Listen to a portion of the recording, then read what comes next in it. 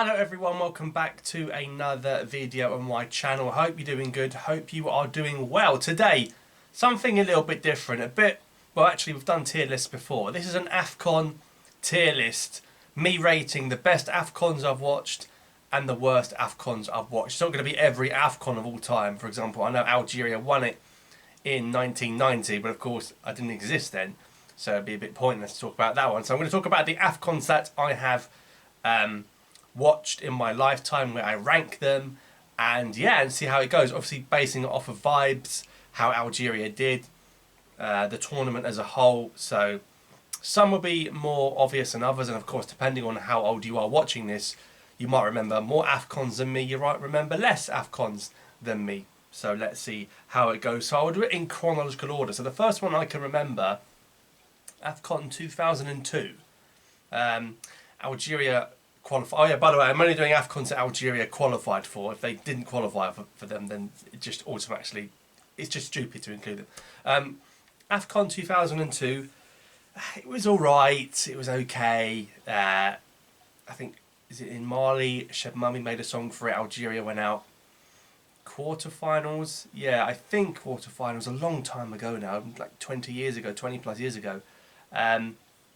Wasn't a total disaster, but wasn't the most exciting, wasn't the best Algeria players, the best Algeria team. 2002 was, it was a different era. There was dominant figures in African football like Samuel Eto'o in Cameroon, like they were properly running the show,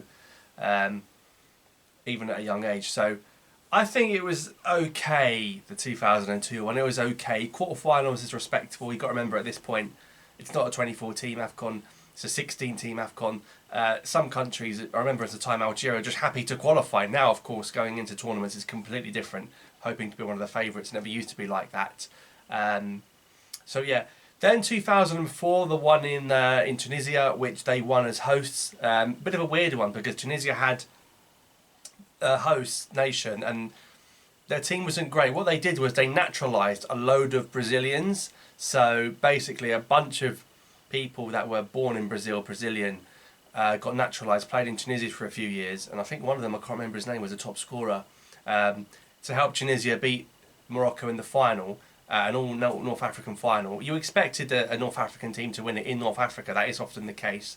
So yeah, Morocco lost the final, I think 2-1 to Tunisia, but Algeria's campaign was interesting. Cameroon and Egypt and Zimbabwe in the group stages, and many thought Algeria wouldn't get out of that group. Algeria famously beat Egypt 2-1 and got out the group. I think that knocked out Egypt in the group stage.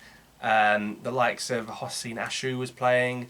Who else was there? Oh, there was such a throwback. Was Sharad playing? Hossein Ashu is the one I remember. But anyway, got to the quarterfinals, played Morocco, and it's such a big deal. You think about it, it'll be like now, Algeria, Morocco, AFCON quarterfinal. Algeria went 1-0 up, 84th minute, looking like they were going to see it out.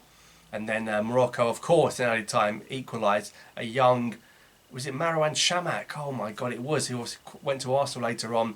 Morocco win 3-1 in extra time. Algeria bow out in the quarterfinals again. But again, an AFCON in North Africa, I do like it more. We just kind of naturally, if it's near your region, you relate to it more. Cracking tournament. Tunisia and their Brazilians won. The Algeria beat Egypt, but then lost to Morocco. Iconic tournament for me. It was great vibes, trust me. It was good vibes back then. 06 and 08 we didn't make. Egypt won both. 2010, Algeria scored. Well, Algeria lost to Malawi. I remember a lunchtime game. Absolutely twatted 3-0 by Malawi. Awful. Second game, 1-1-0. And then, was it a header from Halish? I can't remember. This is still a while back. And then last game drew to the host Angola, and we went through scoring 1 goal in the group stage. And then what followed that was beating one of the big favourites, Ivory Coast. We conceded 2-1 late on. Then this is big boy Ivory Coast, like Kalou, Drogba, Touré, Ivory Coast. Losing 2-1 in the last second. I think Majid Bougherra scores later on, nearly time 2-2. Go to extra time, is it Bouatsa? Move to the Premier League, eventually beat them 3-2. And then of course Egypt beat us 4-0 in the semis, won it again. We had 3 red cards. Great vibes, great vibes. I wouldn't say it was totally great vibes, because I did remember, I think the Togo team were involved in a gun shooting incident on the eve of the tournament. I don't think they took part in the end, but great vibes as 2010.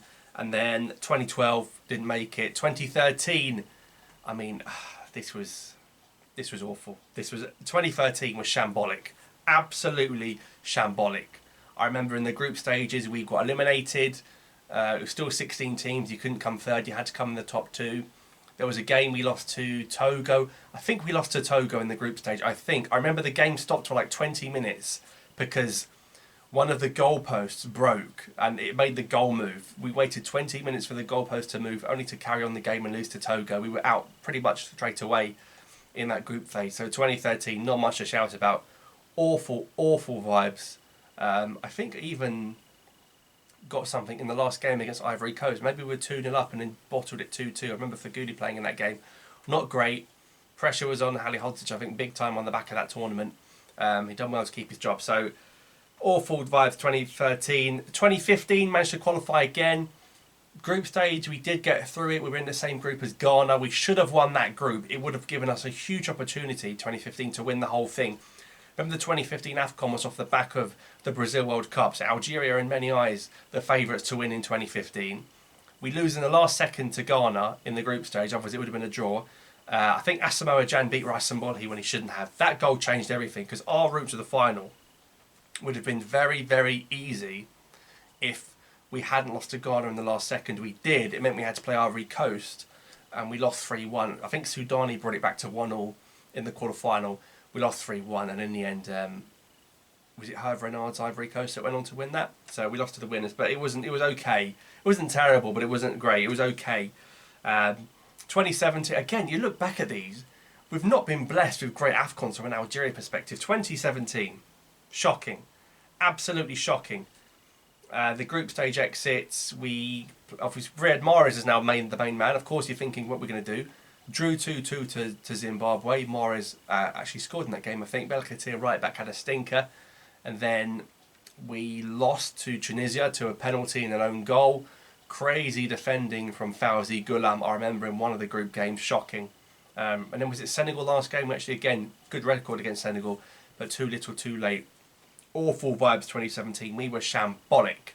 And yeah, Cameroon went on to beat Egypt in the final. El Neni gave Egypt the lead and then Cameroon won it. 2019, elite. Elite, elite, elite. We literally didn't concede a goal till like the quarter-final stage. Again, like I say, North African AFCONs are just vibes. AFCON in the summer, AFCON with 24 teams. Madagascar making the quarter-finals. Just a great tournament. The Mahrez free-kick, the penalty shootout in the quarter-final. The Bounedjah and Belali dancing in the last 16. I'd be shocked if 2019 gets topped for the elite vibes. The only way it will get topped is an AFCON in Algeria. That's the only way I see it getting topped.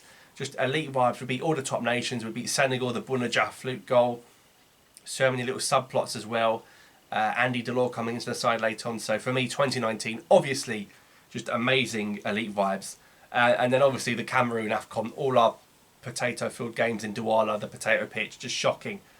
Exited in the group stage, drew to Sierra Leone and lost a 35-game unbeaten run to Equatorial Guinea, and then smacked up by Ivory Coast, and we couldn't even go through in an AFCON where you could go through in third. Utterly embarrassing. Stadiums were shocking. Just an all-round poor AFCON. Players have said it's a poor AFCON. 2021 was awful. So the question now is, I guess, where will AFCON 2023 fit in this chart? Let me know in the comments down below if you agree or disagree, or maybe you have more AFCON additions to add to the list. But that's what I recall. So thanks so much for watching. See if you agree or disagree in the comments down below. Subscribe for more. I'll see you next time.